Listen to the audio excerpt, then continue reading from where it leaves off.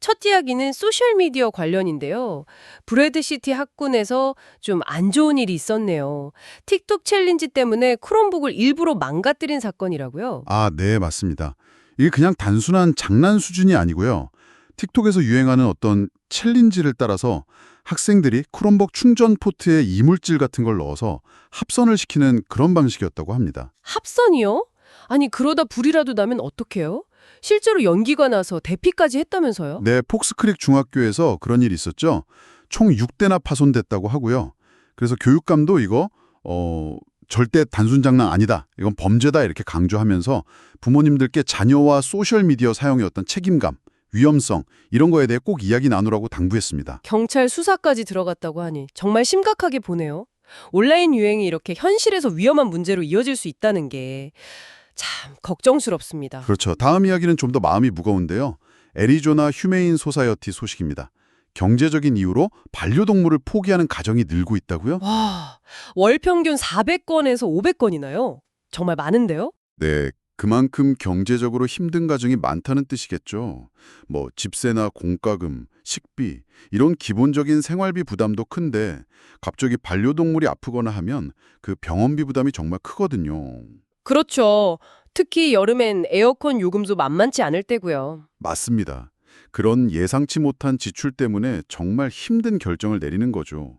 보호소는 이미 가득 차서 새로 들어오려면 기다려야 하는 상황이고요. 정말 안타까운 현실이네요. 그래도 방법이 아예 없는 건 아니겠죠. 네, 그래서 휴메인 소사이어티에서도 강조하는 게 포기하기 전에 꼭 상담을 받아보라는 겁니다. 저렴하거나 무료인 동물병원 정보라든지 반려동물과 함께 살 수 있는 집 정보 아니면 사료디원 같은 도움받을 수 있는 방법들이 있으니까요. 네, 어려운 상황일수록 정보를 찾아보는 게 중요하겠네요. 자, 이번에는 분위기를 바꿔서 기술 발전이 만든 아주 놀라운 소식입니다. 38년 만에 신원이 밝혀진 살인사건 피해자 이야기가 있다고요. 아, 네. 이건 정말 대단한 이야기죠. 1986년에 야버파이 카운티 코데스 정전에서 유골로 발견된 불인데요. 신원을 알 수 없어서 야버파이 카운티 존 도라고 불렸습니다. 존 도, 신원 미상 남성을 뜻하는 거죠? 그런데 거의 40년 만에 어떻게 신원을 찾았어요? 바로 법의 유전학, 그러니까 유전자 감식 기술 덕분입니다. 텍사스에 있는 오스람이라는 연구소가 있어요. 이런 미제 사건 DNA 분석으로 아주 유명한 곳인데 여기서 유골 DNA 프로필을 만들어서요? 그걸로 가족을 찾은 거군요. 네, 맞습니다. 유전자 데이터베이스랑 비교해서 친척을 찾고 그분들과 DNA 대조를 거쳐서 마침내 아더 험프리 씨라는 걸 확인했습니다. 사망 당시 나이가 약 47세였고요. 와, 38년 만이라니 그럼 어떻게 돌아가신 건지도 밝혀졌나요? 네, 부검 결과를 보면 두개골 골절 같은 둔기에 의한 외상이 있었다고 합니다. 살해된 거죠. 발견 당시에 입고 있던 옷 같은 단서도 있었어요. 뭐 서부 스타일 셔츠나 플로리다 주소가 적힌 티셔츠 같은 거요. 기술이 이렇게 과거의 억울함을 풀어줄 수도 있군요.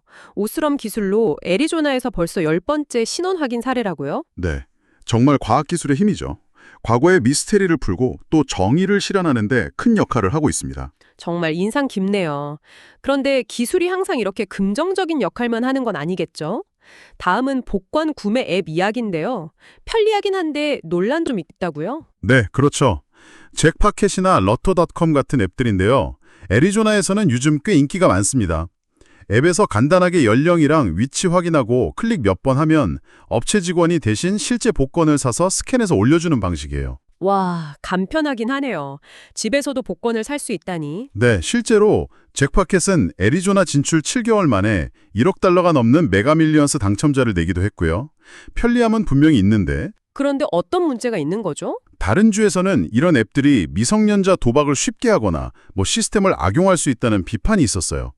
뉴멕시코에서는 아예 주 법무부 해석에 따라서 서비스가 중단되기도 했고요. 아, 규제 문제가 있군요. 네, 그리고 기존에 복권을 팔던 편의점 같은 곳에서는 당연히 매출 감소를 우려하고요. 시스템 자체를 믿을 수 있냐 이런 불신도 좀 있고요. 애리조나 복권국은 아직 별 문제 없다는 입장이지만 글쎄요, 앞으로 규제 논의는 필요해 보입니다. 기술 발전 속도를 제도가 잘 따라가야 할 텐데요. 편리함 뒤에 숨겨진 책임이나 규제 문제 이것도 잘 살펴봐야겠네요. 자, 오늘 마지막 소식입니다. 피닉스 동물원의 터줏대감이었던 아시아 코끼리 인두가 세상을 떠났다는 좀 슬픈 소식이네요. 네, 맞습니다.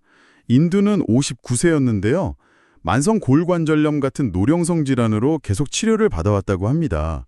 하지만 최근 건강이 계속 나빠져서 동물원 측에서 어려운 결정을 내린 거죠. 안락사로요. 59세요?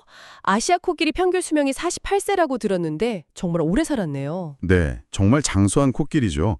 1998년부터 피닉스 동물원에 있었으니 거의 25년 넘게 상징적인 존재였고요.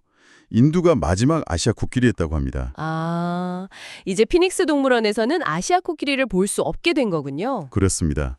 동물원 측은 인두를 추모하면서 앞으로 아시아 코끼리 보존 노력을 계속 지원할 거라고 밝혔고요.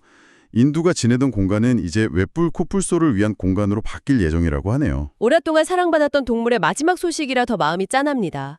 네, 오늘 이렇게 애리조나의 다양한 이야기들을 살펴봤습니다.